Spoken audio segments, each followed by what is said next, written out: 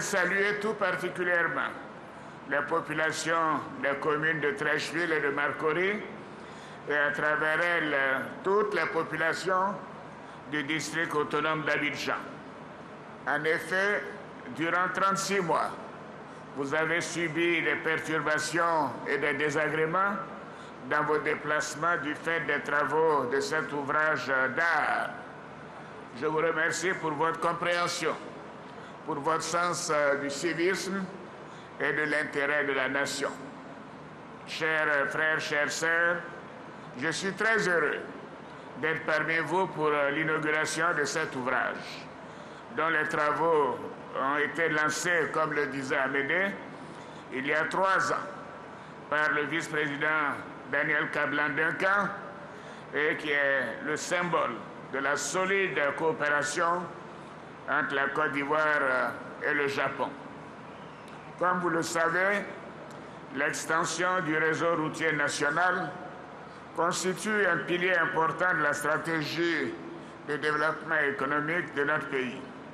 L'objectif étant d'améliorer les conditions de circulation urbaine de nos populations. Ce beau et majestueux ouvrage que nous inaugurons aujourd'hui contribuera à la fluidité du trafic sur le boulevard Valéry Giscard d'Estaing, avec le désengorgement de ce carrefour qui est l'intersection des boulevards VGE et de Gaulle. Cet endroit était en effet l'un des points névralgiques et un vrai goulot d'étranglement de la circulation urbaine de la ville d'Abidjan. Ce projet représente un investissement global d'environ 32,5 milliards de francs CFA et il est le fruit de l'excellence des relations de coopération entre notre pays et la République du Japon, qui demeure bien sûr un partenaire majeur dans le financement des infrastructures dans notre pays. Je voudrais donc adresser mes sincères remerciements au gouvernement japonais, particulièrement au Premier ministre Shinzo Abe, qui nous a fait l'honneur de nous rendre visite en Côte d'Ivoire il y a quelques années, et aux autorités japonaises pour leur soutien et leur présence à nos côtés. Ce n'est pas la grande affluence dans ce commerce d'attiqué au poisson-thon, communément appelé garba, mais déjà pas de place pour les clients. On fait l'effort de s'asseoir tous sur le même banc. 3 fois j'étais venu, les gens étaient nombreux, j'avais pas de place assise. S'il peut agrandir, c'est bon. Voici le tenancier du garba, Ange Stéphane, diplômé et en quête d'emploi. Pour ce chef de famille, l'agrandissement de son commerce est même la voie à l'augmentation de son chiffre d'affaires, mais où trouver les ressources? Vous voyez, là, c'est limité. La toiture, arrivé à un certain moment, vous voyez, c'est la bâche. Tout ça, c'est un problème de moyens. Puisque je suis un débutant, bon, je ne peux que faire avec le peu que j'ai. Soulagement pour Ange Stéphane. Avec le bon qu'il reçoit ici, il va financer l'agrandissement de son commerce. À 9 autres porteurs de projets sont remis des financements compris entre 60 000 et 100 000 francs CFA.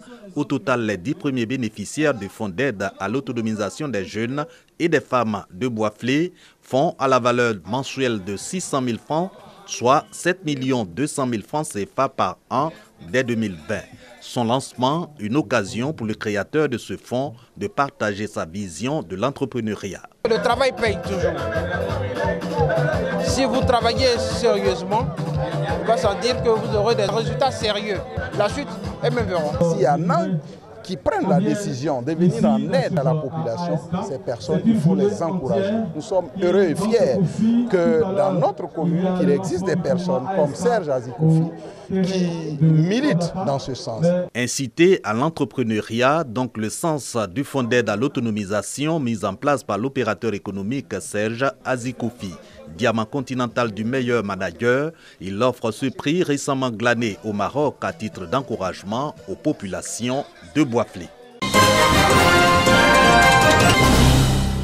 À cette manifestation, le vice-président ivoirien, qui était accompagné de plusieurs membres du gouvernement, a salué l'excellence de la coopération ivoiro-qatari. Le président de la République, Alassane Ouattara, s'est rendu 2 fois au Qatar en 2013 et en 2018, ce qui a permis de renforcer la coopération entre les deux pays. a indiqué Daniel Kablan-Duncan. Avant lui, l'ambassadeur du Qatar en Côte d'Ivoire, Jaber Jarala Massoud Almeri, a passé en revue les performances économiques de son pays qui a enregistré d'énormes progrès et occupe la 29e place en termes de compétitivité mondiale. Sous la direction clairvoyante de ses leaders charismatiques, l'État du Qatar s'oriente résolument vers un avenir meilleur, vers un développement prospère.